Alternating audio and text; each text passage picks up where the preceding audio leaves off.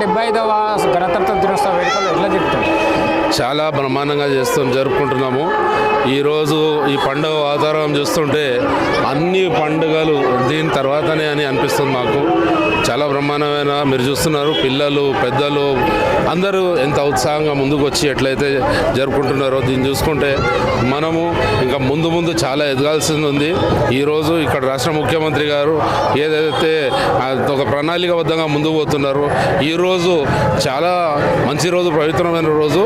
అయితే మేము దీన్ని పట్టుకొని ఎట్లా పోవాలనేది ఇదంతా ఈరోజు గణతంత్ర దినోత్సవం ప్రజల కోసమే ఈరోజు కాన్స్టిట్యూషన్ రాయబడ్డది.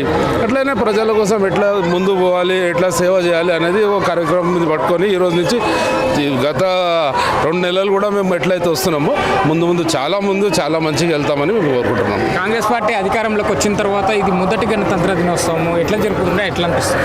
మేము చెప్తున్నాం కదా, చాలా సంతోషకరంగా ఉంది.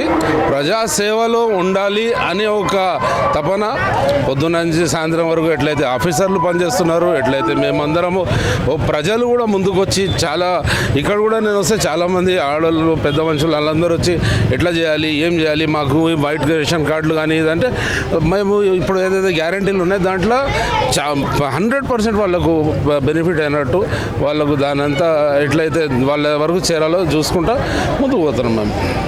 అంటే ఇక్కడ ఇప్పుడు ఏర్పాటైన ప్రభుత్వం రాజ్యాంగానికి కట్టుబడి ఉంటుంది అనుకుంటా, సరైన విధంగా రాజ్యాంగాన్ని అమలుపరుస్తారని అనుకోవచ్చా మీ పార్టీ? తప్పనిసరిగా ఇప్పుడు మాకు ప్రభుత్వం కొత్త కాదు.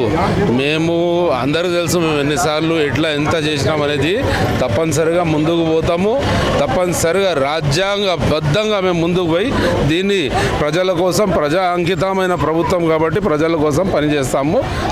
మీరు చెప్పినట్టు రాజ్యాంగబద్ధ దాని ప్రకారం పోతాం మేము.